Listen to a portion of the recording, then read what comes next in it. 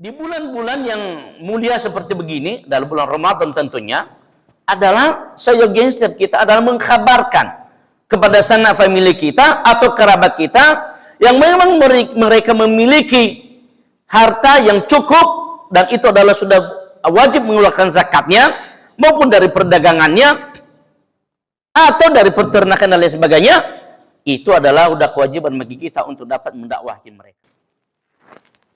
Dan ini masih banyak, ada beberapa lembaga zakat kita seperti itu. Lembaga zakat nasional lagi, nasional.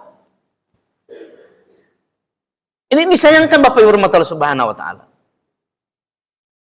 Dan kemudian mereka selalu berdalih, ini Pak Ustadz, tahun lalu ada beberapa bulan lalu ada terkena musibah daerah sini. Saya tidak menceritakan daerahnya karena nanti jadi viral dan macam-macam. Ini terkena musibah daerah sini, lalu kita salurkanlah di situ biaya untuk pembangunan atau perbaikan-perbaikan pada rumah mereka. Silakan saja salurkan di sana, tapi ingat ada bagian saya. Saya sebagai seorang muallaf, saya sebagai seorang penuntut ilmu, saya kena dua di situ.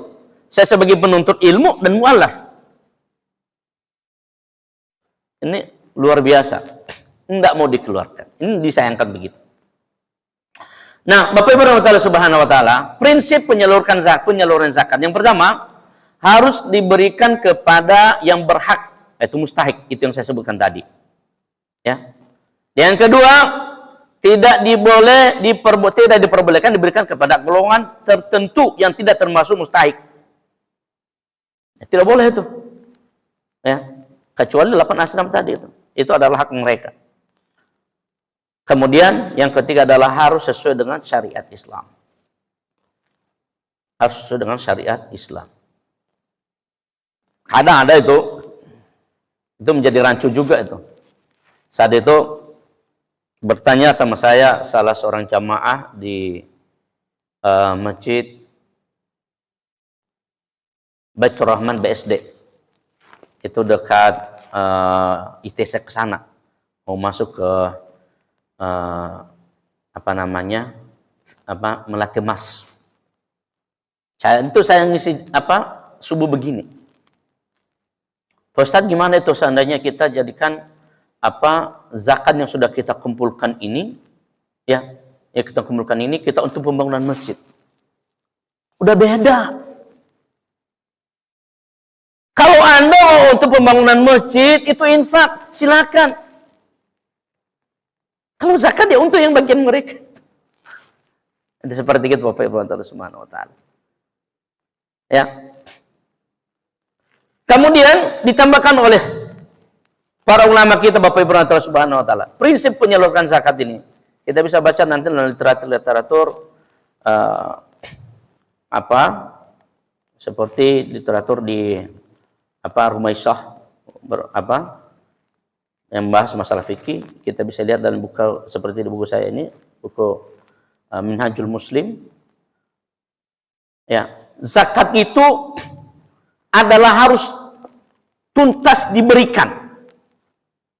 Contohnya, kita kumpulkan zakat tahun ini. Itu tidak baik lagi, tidak boleh lagi seandainya zakat tahun ini itu masih menumpuk untuk tahun depan. Kenapa demikian? Karena dengan harta yang dia keluarkan, ya, zakat dari harta yang dia keluarkan tersebut, itu adalah tutahhiruhu wa tuzakkihim biha. Karena itu tujuannya adalah untuk mensucikan jiwa orang yang mengeluarkan zakat itu dan mensucikan hartanya. Nah, bagaimana kalau seandainya itu belum dibayarkan oleh pengelola zakat, masih ditahan itu zakat? Coba ya, kalau untuk bapak-bapak mungkin masih ingat ya, satu lembaga zakat nasional yang mengumumkan tahun 2000 sebelum COVID ya, karena mau masuk COVID tadi itu, tahun 2020 mengumumkan saldo zakat dalam mereka itu mencapai sekian miliar lagi katanya. Saya dengar lagi ini dari salah satu tokohnya ketika saya sholat di masjid Baitul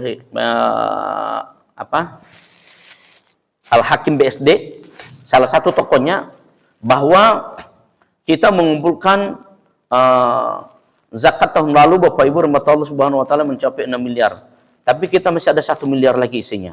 1 miliar lagi. Kenapa nggak dihabiskan itu? Taruh umpamanya gaji orang yang mengelola zakat di situ sebagai hak yang harus didapatkannya, kirakanlah. Tapi jangan sampai berlebih. Harus dikeluarkan kepada al-mustahiq, kepada yang berhak menerimanya. Yang keempat, prinsip penyaluran zakat, Bapak Ibu rahmatullahi subhanahu wa taala, umpamanya kita sebagai pengelola zakat, itu tidak boleh lagi diberikan zakat itu dalam bentuk ini, utang piutang. Ada sekarang itu gitu. Dari satu lembaga zakat di sini, saya pernah minjam, soalnya saya pernah minjam. Saat itu COVID lagi ganas-ganasnya, dan saya kehabisan uang banyak. Saya pinjam 5 juta. Lembaga zakat yang ada di BSD. Saya tidak mau sebut namanya. Pak Ustadz, ini nanti wajib dikembalikan. Oh gitu ya? Kok bisa? Ya ini adalah biar ini zakatnya tumbuh kembang Pak Ustadz. Pak, saya bilang, saya tegur langsung di situ. Ya. Pada sifatnya, pada hakikatnya, zakat itu adalah wajib dikeluarkan kepada yang berhak menerimanya seperti saya ini. Dan tidak boleh lagi diminta. Terserah dia mau bagaimana, mau kembang, mau tidak, dengan yang sudah kita berikan itu urusan dia nanti. Artinya sudah kita berikan haknya dulu. Ini luar biasa, malah diminta kembali. Ada nanti kan, ada yang ditulis gerobak-gerobak itu kan. Ini zakat tukang jahit ini, untuk mengembangkan usaha si tukang jahit ini, si tukang gorengan ini, macam-macam. Dan dibikin lagi label di situ namanya. Padahal tidak boleh begitu. Karena itu menjadi hak dia.